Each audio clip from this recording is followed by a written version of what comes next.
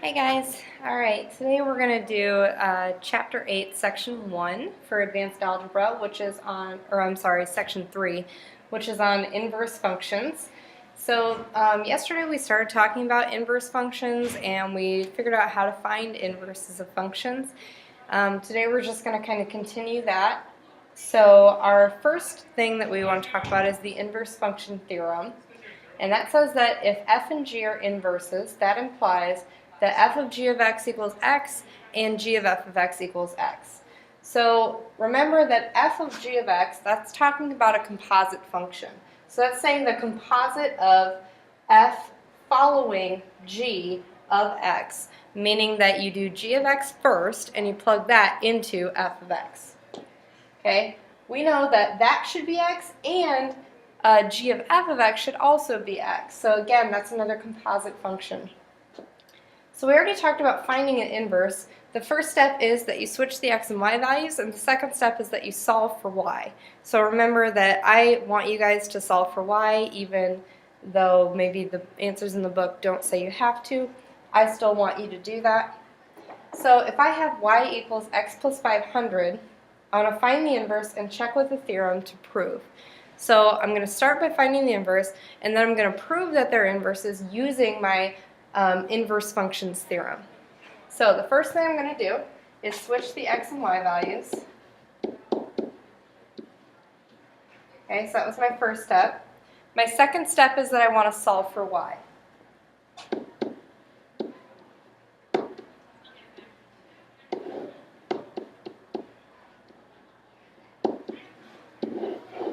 So this is my inverse.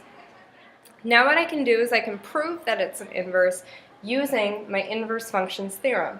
So to prove that, I'm going to say that this is f of x and this is g of x.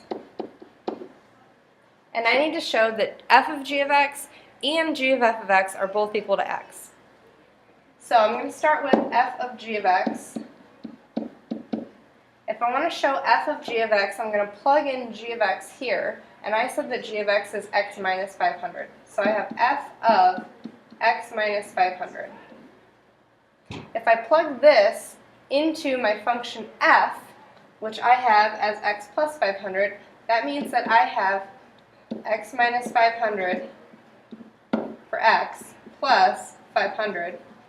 And you'll notice that if I simplify that, I get x. Now I'm going to do the same thing for g of f of x. So notice that I'm going to start with f of x. I'm going to plug that in here.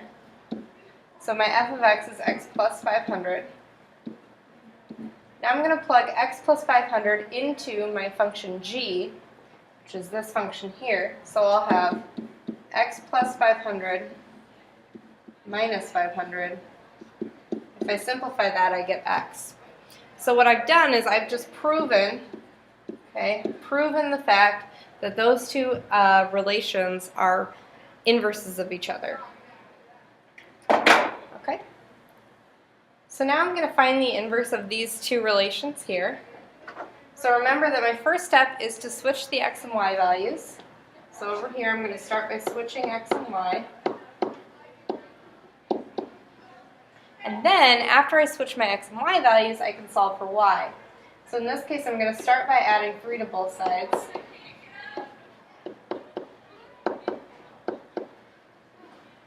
Okay, 1/2 times y, that's the same thing as y divided by 2.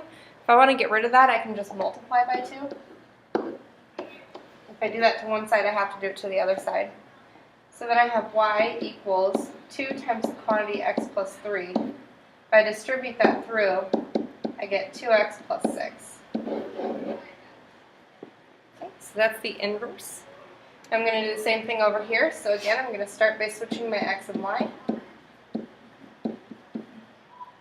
Okay, now I can solve for my y value.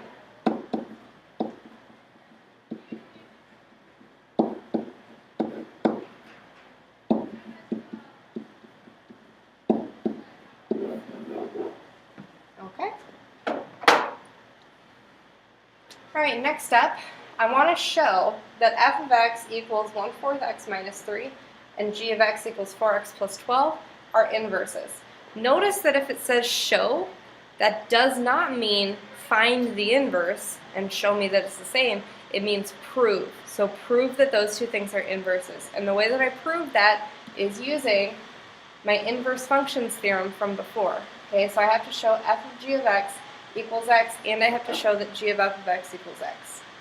So this is f of x, this is g of x. If I start with my f of g of x equals x, okay, I'm going to start by plugging this in for g of x, so I'll have f of 4x plus 12, meaning that I'm plugging this into f, so I've got 1/4 times 4x plus 12 minus 3. Okay, so notice that I just plugged that in to my f of x function. So now if I distribute this through, 1/4 times 4, that gives me x. 1/4 times 12, that gives me 3, minus 3. If I simplify that, I get x. Okay, now I can do the same thing with g of f of x. So again, I'm going to start by plugging this f of x in here. So I've got g of 1/4 x minus 3. If I plug this into this function here, I have 4 times 1/4 x minus 3